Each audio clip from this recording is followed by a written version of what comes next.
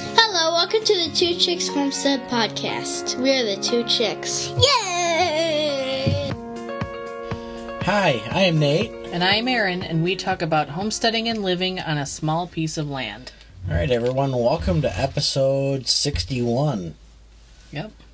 Today is June 21st, and it's midsummer and blessed Letha.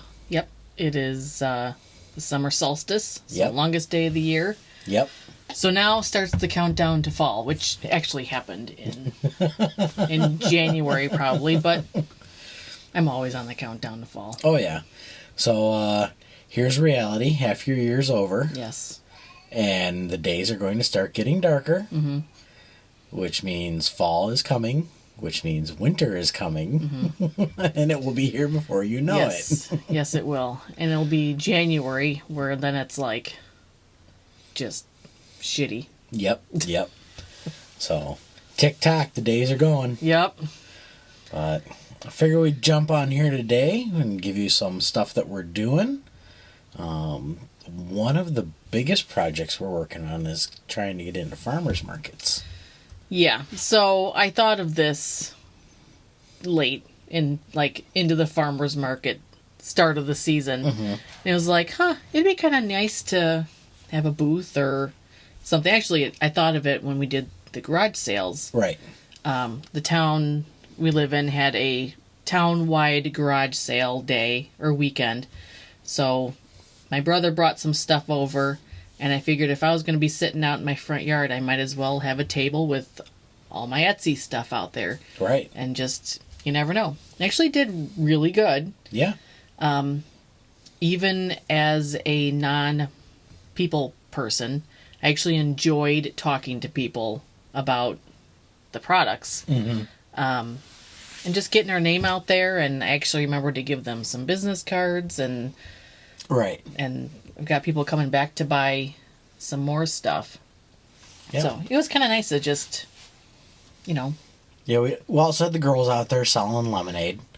sweet tea. Or sweet tea, They sorry. were selling sweet tea. Yes. But the house down the street was selling lemonade, so if you Yeah. bought half a glass from Yeah. them and half a glass from us, you could make an Arnold Palmer. That's right. That's right. But yeah, I figured all the kids were going to be out selling lemonade. I'm like, let's do something different.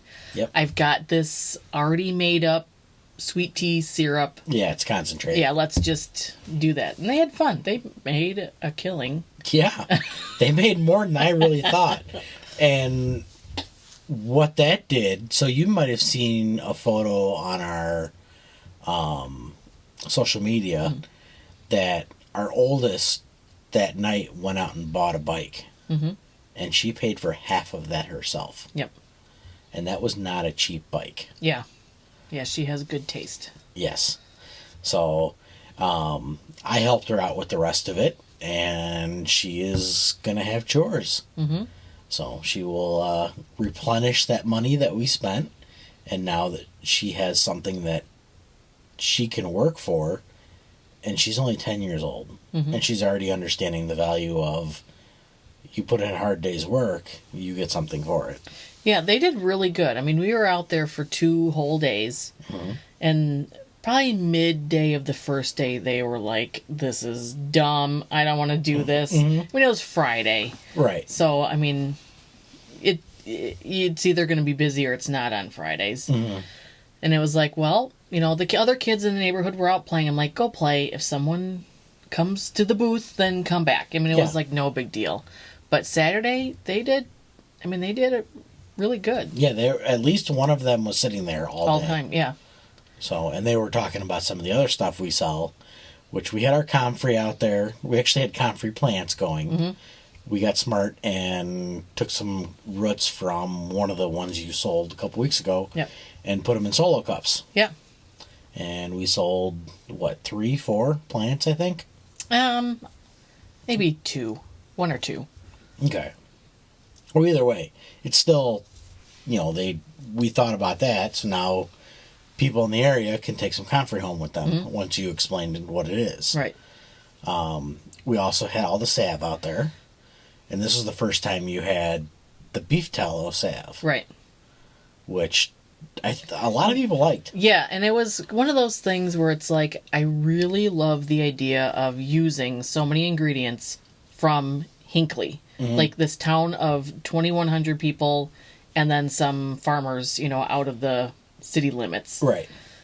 And I get the tallow now from Family Farm Meats in town. The beeswax is from White Barn Farm. On the road, going out of town on our way to Rural King. Is that who has the horses out there at the corner? No. No? Okay. It's a big white barn. It's almost across the street from Happy Hen House. Oh, okay, I know who that is. All right. So I get the beeswax I use for the salve from her. And she also makes amazing chapsticks, which I need to get more of because the kids have stolen all of them. I think they just eat them. They eat them? Yes. Probably. They smell delicious, so yeah. I could see that.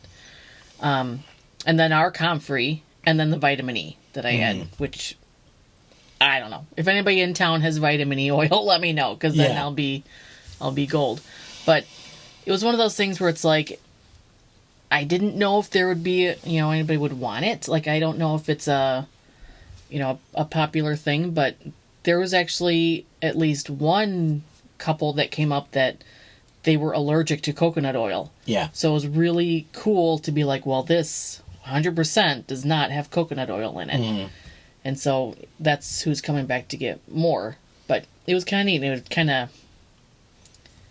kind of solidified my reason to have two. Right. Available. Right. And it also does better in shipping. So it does. I sent a coconut oil salve to someone in Arizona. Yeah. And luckily we always put them in Ziploc bags because it was pretty liquidy. But I'm wondering if the tallow would hold better. I would assume so. And we shipped one out to Arizona Saturday. So we'll have to keep an eye out for that. Oh, was that a tallow one? Yeah. Okay, yeah. Or no, that wasn't tallow. That was a coconut. Okay. I think. We'll have to keep an eye on that and maybe check in with the person and see how that did. Yeah. So, because I would imagine it's 100 degrees out in Arizona right now. Yeah. Yeah, and the original lady said everything comes melted. So it wasn't like, I offered, to send her a new one and she said it wouldn't matter. Yeah. So. But she said it worked out. Yeah. It stayed in the tin pretty much for the most part. She didn't lose that much. Yeah. So, but that worked out real nice. But now we have the tallow salve. Yeah, it's definitely, you kind of got to use your nail to, scrape it. But it's still, it's a nice consistency. Right. Stuff works great. Yeah, and I really just like having it all be from here. Absolutely. It's just amazing. I love it. Yep. And then we had the usual Skittles. Yes, we had the freeze-dried Skittles, which I probably need to change the name because I don't know. I don't foresee anybody coming after you for that. So it's freeze-dried Skittles. It's not like they can't come after you for selling Skittles. Yeah, I don't know. So, but whatever. Yeah. We'll see. Ride with it and see if we get a cease and desist. I'm not worried about it. But we sold quite a few rabbit's foot keychains. Yep. And then Saturday, you said, well, we had made all those deer hooves. Yes. That we had huge plans for, and it's a bust. Yep. But we cured them all. Mm-hmm. And then they got too hard, and so then we couldn't bend them to turn them into the coat racks that we planned on. Yep. Yep.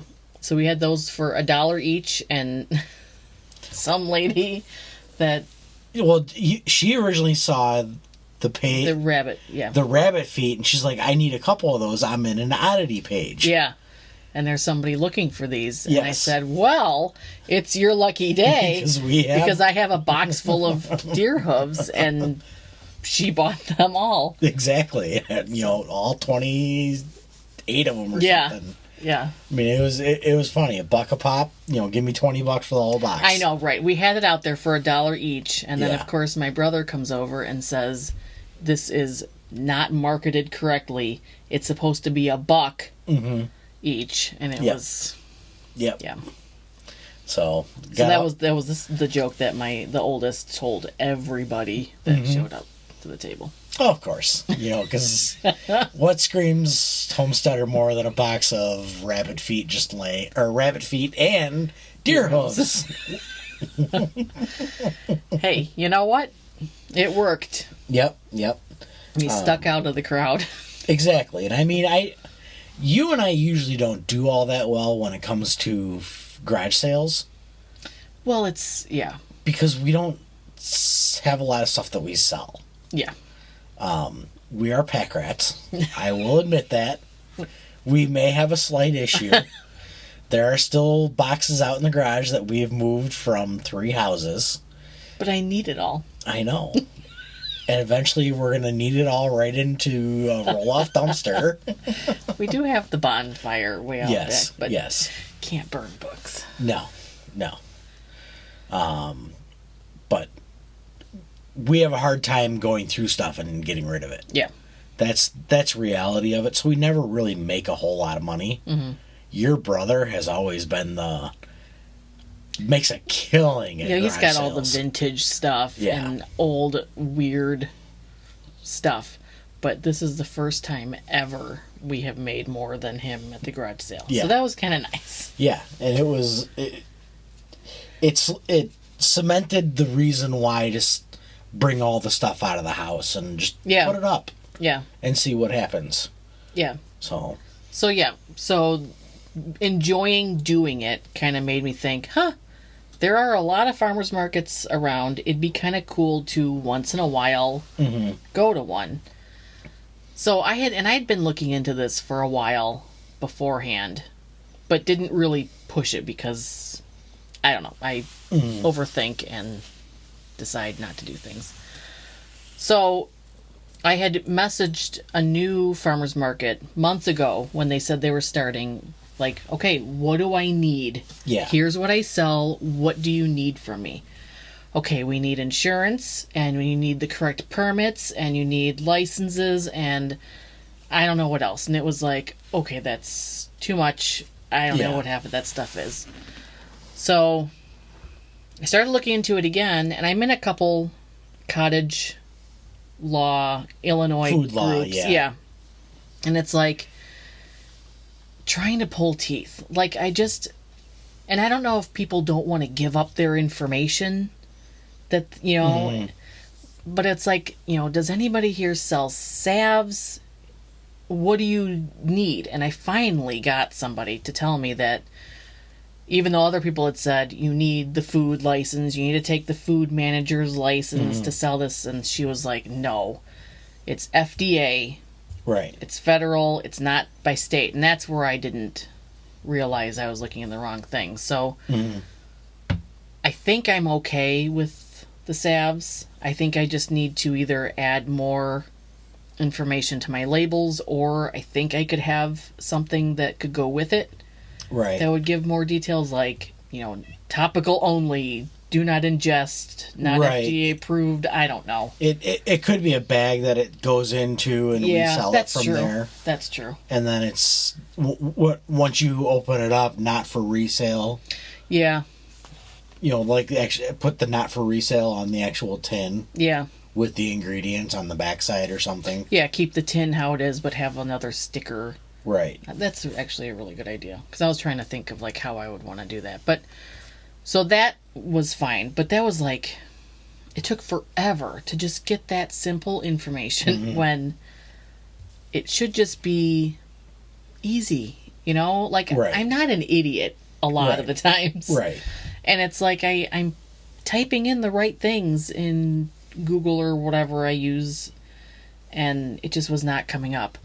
And then insurance, I have an email into our car insurance and house insurance, just our general, to see if that's something they can do, or if there's like farmers market special insurance people. I really have no idea. It just seems like such a hassle. It is. And it's when did we become this society where you have to go get all of this stuff? Yeah. Like, I've already done my research on my product. Right. If you're going to a farmer's market, people are growing stuff. Mm-hmm. They're making stuff. That's why people go. Right. If somebody looks shady, don't buy the stuff. Right. Like, why can't people just think and go with their guts and... Exactly. And not have to show that...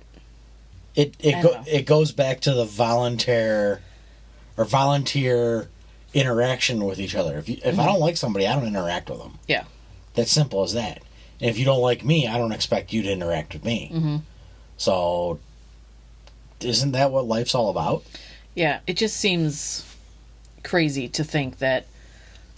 I mean, the people at the farmer's market are doers and farmers and homesteaders. Mm-hmm. They're not... I guess I shouldn't assume, but...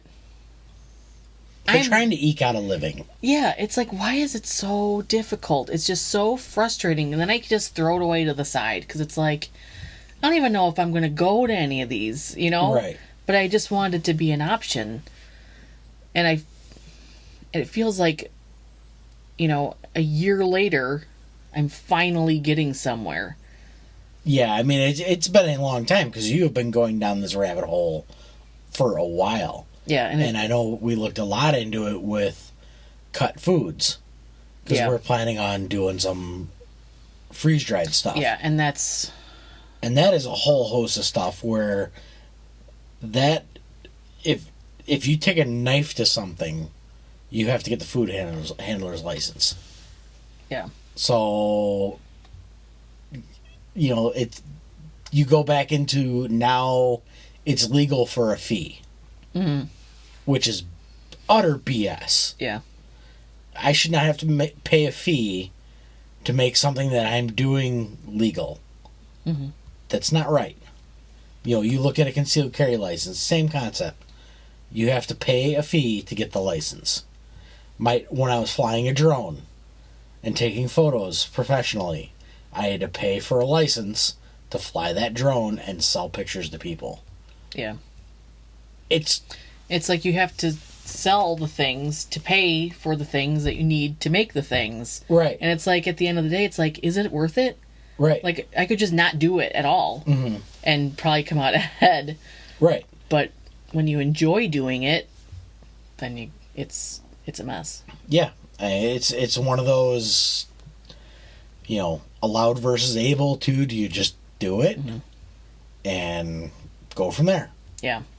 And it's like, I don't agree with it. I don't want to have to do it, but to do the farmer's market, you got to follow the rules. And that's a choice. It has to be a choice. Mm-hmm. But it's still just frustrating. Right. And I mean, I don't know what insurance is going to cost, but that's probably all the profits we make a year. Yeah, I don't know. I haven't heard back yet. I mean, you're probably going to be a couple $100. Yeah. Somebody said that they pay $300 for the year. Right. So, I mean, it's... Etsy, we're still under the $600, I think, before they 1099 us. So, I don't know. You think we finally got that? We might be close, if not over that. Yeah, because they were threatening us a couple weeks ago. Yeah. So I got this big scary email from Etsy saying you have not given us your social security number, your tax ID number, or whatever. Or if you don't do it and you hit $500, you're going to get shut down. Mm-hmm. So I'm freaking out as usual, trying to put my social security number in, and it's telling me it doesn't exist. Mm-hmm. And it's like, okay. And finally, I called Etsy.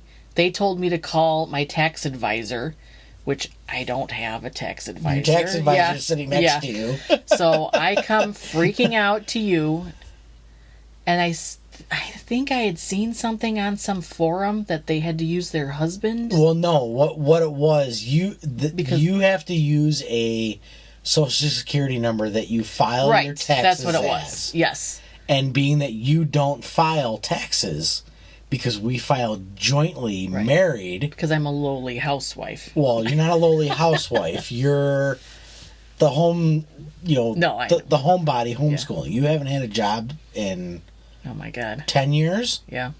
Like a W-2 job in 10 years? Yeah. You have your own business, which is doing weddings and now making salves and stuff like that. So you haven't had to go to an office since we had, what was it, the week before we had the oldest? Well, it was the Friday before we had the oldest. Right. Yeah, the Friday before the weekend. Yeah. So, I mean, you're talking 10 years, 1 month, and 1 month, pretty and 2 much days. Today. Yeah. 1 month and 2 days.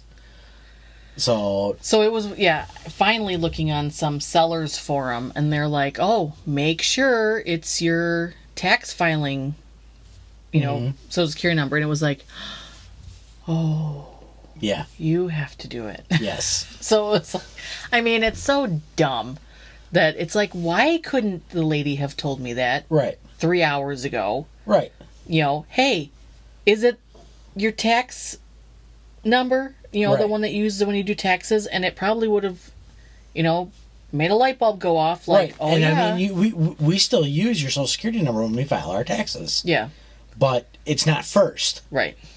Because mine's always first because I'm the head of household. And don't get me started on that BS. So it's... I mean, it was kind of funny. Like, right. I felt like we had gone back to the 50s, and it was like, dear husband, can I please use your identity to sell my illegal salves? Yes. So... now you're legal salves. Yes, now they're legal. Yes. So, but yeah, I mean, it's been fun. It's been a heck of a learning curve. Yeah. We're not done yet, but you and I are going to start getting real serious about this, I think. Mm-hmm. And just jump in both feet, get stuff going, and just build something. Yeah. It's... I would love for this to turn into I walk away from my job and yeah, we do something. Yeah. Because that would be ultimate. That would give us mobility. Mm-hmm. But that's not possible right now. Yeah. It's just not gonna work. We don't have enough product here. Mm-hmm. We would need to sell a lot of salves. Yes. Or comfrey roots. Yeah, but I mean, we make do, we duplicate all of our stuff outside, and we keep building up and building mm-hmm. up and building up, and we keep saying that we have this stuff. Mm-hmm. It takes 7 times for somebody to stick in their head to go, okay, I remember that. Yeah, which is hard because I say something one time and I feel annoying. Right. So know that anytime you see us or see me personally repeat that we have these things, know that it took a really long time for me to post that. So we're now I'm getting to the point. It's like, okay, we're past that. So please go help us on our Etsy store. I know. Buy our comfrey salve. And you know what? At first it was like, ooh, people are buying it, but I don't know if they like it. Mm-hmm. And now people are buying it again. Yes. And coming back and buying it. Mm-hmm. And it's like, you know what? And when I did the tallow, I had a friend of mine who lives in Southern Illinois who uses 99% of tallow products. Right. And I said, I don't know if this is good. Can I send you one and have you check it out? And she gave me some pointers, and I found a huge issue that I had totally missed. Yeah. So, I mean, I lost a whole batch, redid it all, but I'm glad I did that because I will never do that again. Right. Now because you had a customer get the stuff and actually play with the stuff before we put it on the open market. Right. And it's 100 times better now. Right. And I mean, you're really what, $50-$60 out? Yeah. It was just time. Yeah. So, I mean, your time is worth something. Yeah, that's true. So, we could go a little bit more than that. Yeah, and I could have sold it. Yeah. But I didn't want that to be the first. And you don't want to put inferior product out. Yeah. You know, if we had sent it out and people didn't like it, then that comes back on us, and that's future sales. Yeah. So yeah. I mean, we have been noticing, and we do keep an eye on it, that we've seen repeat orders. Mm-hmm. I don't know if they're coming from listeners or if they're just people that find us on Etsy. Mm-hmm. But it's awesome seeing this stuff get sold. Yeah. And it's awesome to sit down here, print out shipping labels, pack it all up. We have our bright blue mailers that we send. And we handwrite every single one of them a thank you to each customer. Yep. And it is packed by hand by you every day. And then just know that the two chicks fight over who gets to open up the bin and put the package in. Yes. Into the mailbox at the post office. Yep. So usually if we get multiple orders, they're happy. They're happy because they each get to do it once. So order more, make the kids happier. We'll ship more packages out and less fighting with our kids. Although it's been nice because if we only have one package, then one gets to put it in the thing, and then the other one gets to check our P.O. box. Yep. So they go back and forth. Yep. So we do officially have a mailing address for the podcast. Yes. We've had this actually for a couple of weeks, but we keep forgetting to put it out. Yeah. So if you guys ever want to send something to us, it is Two Chicks Homestead. So you can send it to the Two Chicks Homestead, P.O. Box 195, Hinckley, Illinois 60520. Yep. And that will come direct to us. We know it is a working P.O. box because all of our mail has been delivered there for the past 2 months because our mailbox has been broken. Yeah. So we have one of those goofy multi-house big mailboxes. Yeah. And that's been broken. So they've been dropping off everything at the post office. Mm-hmm. And luckily we had just opened the P.O. box, so we didn't have to only go between 8 and 11 and then 12 and 4 to go pick up our mail. So they were able to figure out, I was able to get in there and go talk to the guy and be like, listen, I don't come through here till 5 or 6 o'clock at night. Mm-hmm. I need to be able to get my mail every day. Can you guys, we literally just opened the P.O. box. Can you guys just stuff it in there? Now, we didn't have to forward anything. Mm-hmm. So everybody, our mail lady and the guy running the post office were nice enough to sort our stuff out and put it in our P.O. box so we don't have to go bug them the next day. Yeah. And it's less. Mm-hmm. The one kid goes running in, drops the mailer in the chute, and the other one takes the keys and goes right to our P.O. box and gets the mail. Yeah. So they have it figured out. Yep. So. But yeah, with the weddings, it was way back, I think before, I don't know if I was pregnant at the time, but I think so. Maybe not. I don't remember. But we had a life cycle celebrant to officiate our wedding. Mm-hmm. And I talked to her more about the ceremonies because I loved writing. I loved any kind of ceremony type thing, and learned that you can go and learn how to do this and get ordained. Well, you don't have to do this to get ordained. Anybody can get ordained. Yeah. But I took classes for months and just learned, all about wedding ceremonies and a whole bunch of different things, how to do it as a business and stuff like that. So then I started seasonal ceremonies back then and did quite a few weddings. Yeah. And then it was one of those things where, okay, this is a way for me to make money, still staying at home, having a baby, because, I could write at home and then just go on the weekends for the rehearsals and for the actual weddings. Yep. And then in the evenings I would meet, with the couples originally, and everything else was pretty much by email. And I loved it. And then it just, kids. Yep. We had the kids, they started getting a little bit older. Yeah. More needy, and I didn't have as much time, and so I kind of put it away. And it's coming back. Yeah. But that stuff got us out of a few tight spots back in the day. Yeah. Like we had some rough years when the kids were little. And I remember you getting like one or two of those. It's like, thank God we can pay rent. Yeah. So, because I mean, it was about that time. Mm-hmm. It worked out good. It was a great investment. I am pretty sure you paid for that investment 3 or 4 times over doing your weddings.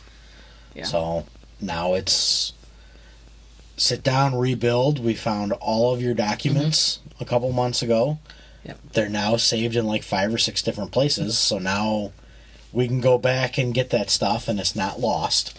Yeah, I did. I mean, I had the website up almost this whole time up until like 6 months ago. Mm-hmm. When we, maybe not 6 months, but it was when we decided to start the homestead page. Yeah. I canceled the other one just so we weren't paying for 2 pages. And it was like, I don't know, I just lost where I was going. But your email was linked. Yeah, I should have saved some things from the email, like my login to where I used to advertise, because I've got all my reviews there. But I figured out a way.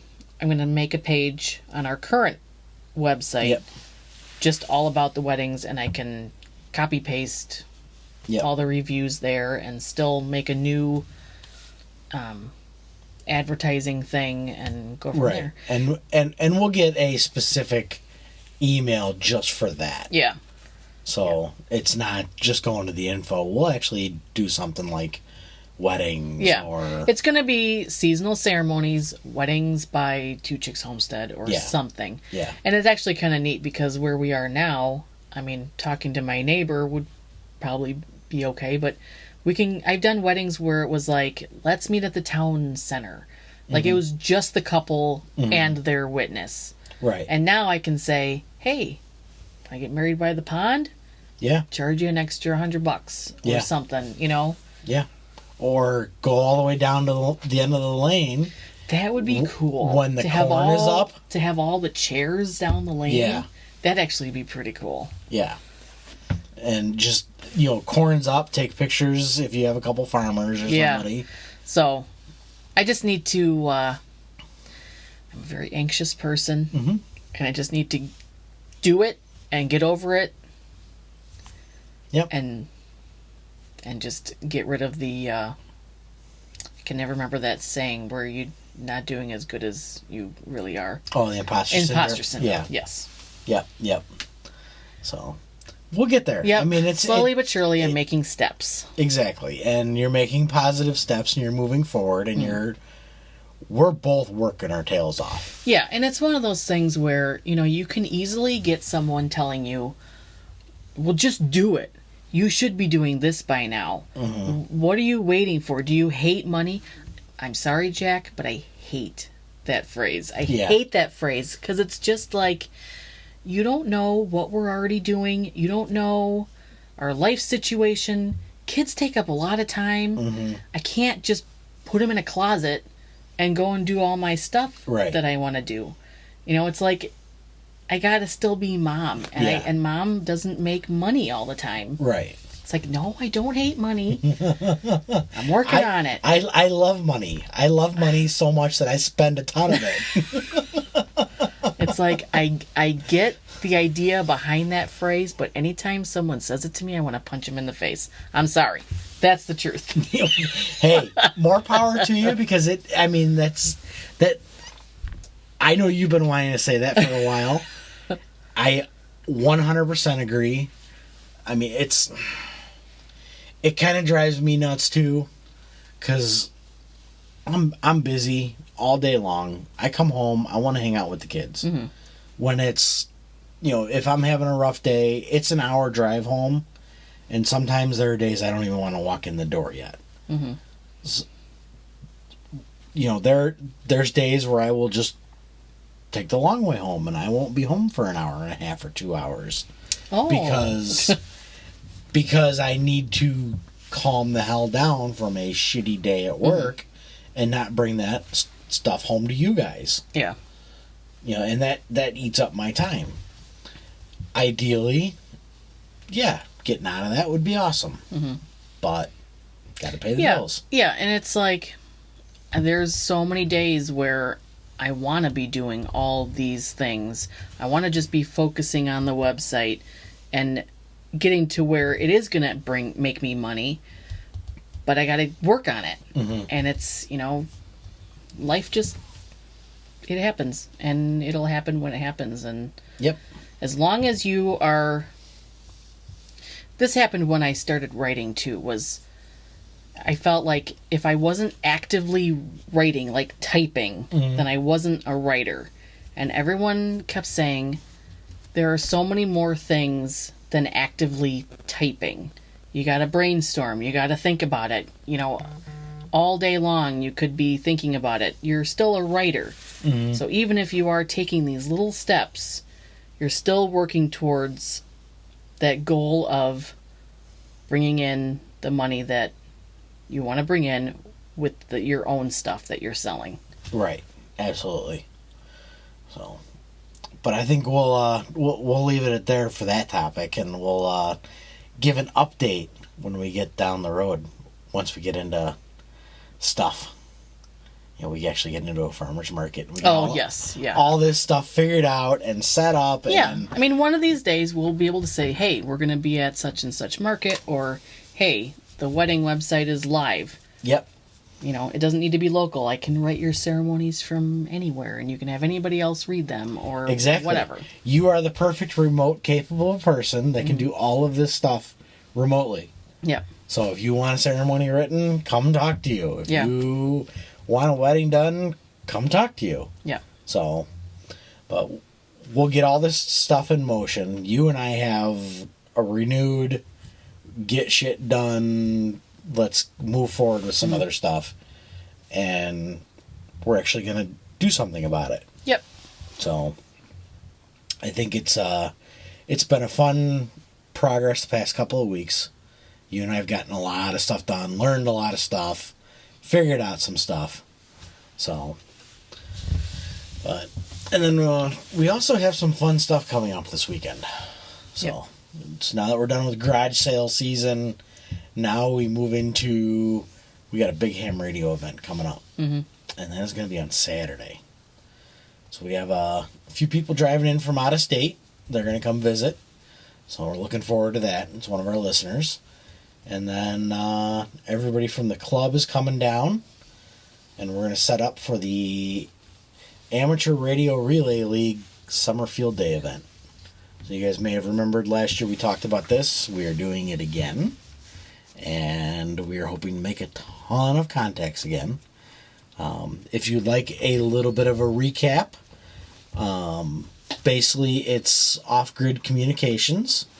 And we set up and we run either on solar power or generator power with our ham radios. And we try and make as many contacts as we can over a 24-hour period. So we're hoping we're going to have between 15 to 20 people show up. Mm-hmm. And then that'll give us a nice rotation to get through, and everybody gets some seat time on the radio, which is kind of your favorite thing once we get going in field day. Yeah. I think when I write, which I should do that beforehand, is write out my little cheat sheet. Yep. As I had like those 7 lines of things that you have to... Yep. Like there's certain things you have to say back to the person and whatever it was. Absolutely. So we should do that beforehand, so I'm not trying to get it from you when there's 10 million other things going on. We'll do it the morning of. Why not? We can just wait till the last minute thing when we get all the antennas set up and we're about ready to flip the radio. I'd like to not wait till the last minute. Because I have to remember what the exact exchange is. It usually takes listening to one or two contacts to remember, oh yeah. Yeah. So, but yeah, it's we are going to be running as a 2 alpha, so that is going to be a club. We're going to have 2 transmitters going, and possibly 3. We're going to see what happens, who shows up with equipment, and see how far we go. Because there was some talk that we are going to be on your major ham radio bands. So that's going to be 40, 20, 15, and 10 is HF. And there's talk of setting up a 6-meter station, and we will have a 2-meter station for talk-in and get on the air, which is somewhere where somebody who doesn't have a license can jump on and actually talk to people on the radio. Mm-hmm. So we usually have that set through the repeater, so our club members can use our repeater as they are driving in for directions. So not everybody knows where we live or where we're set up. And then, but yeah, if you have any interest, shoot us an email or find us on social, and we will get you the address over here. And then you guys can come hang out, play radio, learn how it works, and probably have some food, because we're going to have ham. Yes. So last year, we had hot dogs, and I made breakfast, and the oldest one was like, "Where's the ham?" I'm like, "I didn't make any ham." She's like, "That is ridiculous. This is a ham event. I don't understand why we don't have ham." So I promised her this year we would have ham. So we're going to make our famous maple bourbon ham. Yep. And we're going to have sandwiches. And then I'll make some breakfast sandwiches. And yeah, you don't go hungry when you come to our house. No. And we are always like that. We buy more food than we need to, make sure everybody is fed, come here, learn, hang out, ask questions. We will get you into a hobby that will probably be with you for the rest of your life. If not, save your life at some point or somebody else's. Yeah. So that's just real talk right there. It's fun to do. We enjoy it. I know you enjoy it. The girls enjoy talking to Santa. Mm-hmm. So that's their one thing they look forward to every year. We want to talk to Santa on the radio. So, but yeah, other than that, that's pretty much what we have this week. Yep. So as a recap, check out our Etsy page. Mm-hmm. If you have any questions on where to find that, it's in the show notes. We always leave it down there.